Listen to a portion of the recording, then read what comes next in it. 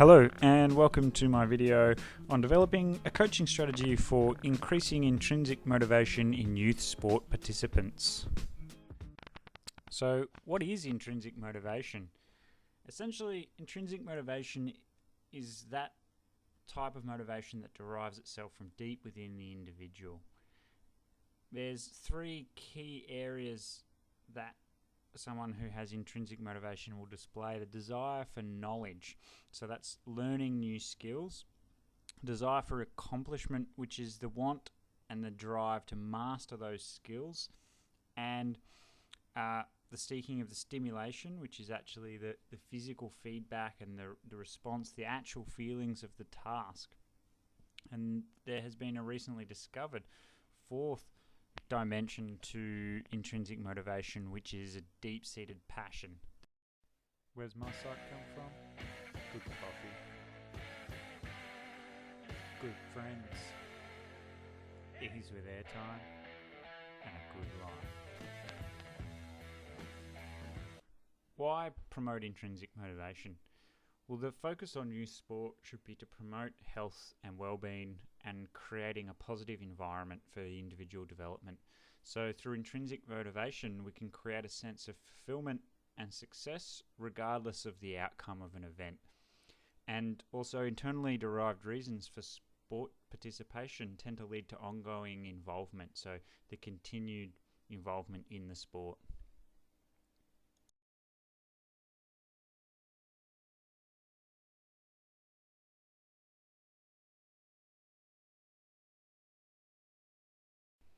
Through self-determination theory, there's three innate human needs that every individual feels required to fulfill: that of competence, autonomy, and relatedness. Competence is having the confidence in one's own ability to actually perform the task.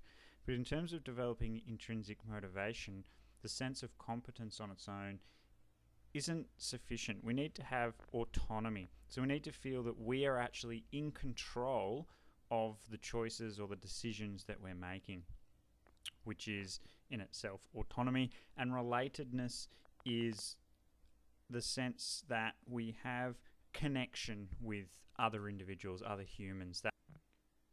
With competence, autonomy, and relatedness in mind, we're going to develop a coaching strategy which focuses on promoting these three areas as a way of developing increased intrinsic motivation. So, as far as competence goes, we're going to try and create an atmosphere or a mastery climate in our coaching environment. So that's where our focus will be on the improvement of skill and the application of maximum effort, as opposed to the outcome of competition or the end results. We're going to look at autonomy and allowing individual expression and supporting personal choice. And finally, through relatedness, we're going to facilitate a comfortable and a fun team atmosphere for the individuals to be part of. Our strategy is going to be called the TMO strategy. We're going to focus on team cohesion as a way of increasing relatedness. We're going to focus on movement as developing competence, and ownership as a feeling of autonomy. Team cohesion. Team cohesion is about creating a sense of unity and oneness within your group. And the way we're going to go about that is to create trust. So perhaps as part of your warm-up routine each session, you're going to start to play some trust games and develop a sense of connectedness with the group. I'm not going to go into details here of trust games. You can Google plenty of those. As part of the team cohesion, you want the group working towards one goal. So by doing some development of a goal that suits not only yourself and the outcomes you want to create for the team, but the individuals within the teams themselves. And so everyone feels like they're part of creating that end goal decision. And group support is about giving the people the feeling that they can turn to each other. So through creating that trust, you then get the group support. Movement. So the movement element of our coaching strategy is to make movement fun. So this is about creating the coaching environment that we call the mastery climate, where our focus is on the application of effort. So our definition of success, like Wooden's, becomes that success is the peace of mind, which is a direct result of the self-satisfaction in knowing you made the effort to become the best of which you were capable. Positive feedback. So that's about the way we go about giving feedback. We want positive feedback. Again, we're not going to go into details of this. There's plenty of resources out there for positive feedback. And athlete-guided learning. So this is about not only just giving positive feedback and telling the athletes to improve, but equipping them with the skills so that they can learn themselves. Okay, so one really fantastic way of doing this is with video feedback.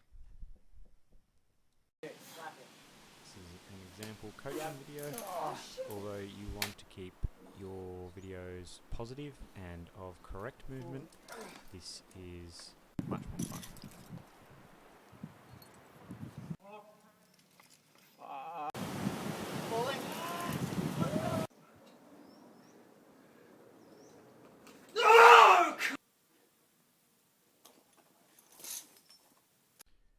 Ownership. So ownership is about creating that sense of autonomy. The individuals need to be given a sense of direction. So that can be quite literal in that they lead the way perhaps for certain things, or they're given the sense that they are essential in creating the direction of a training session or the activity that's taken place.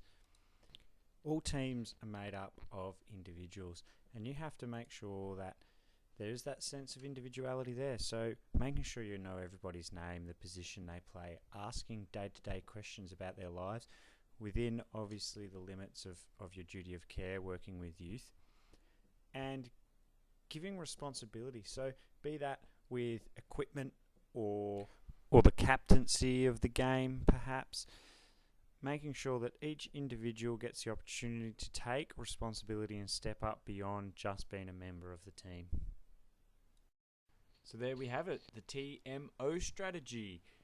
So the TMO strategy isn't a whole coaching plan within it on its own. It is a framework within which you can add to your existing coaching program. So by using the team cohesion, the movement and the ownership ideas, and applying them to the processes in which you already undertake in your training sessions, you can help create intrinsic motivation in your youth athletes.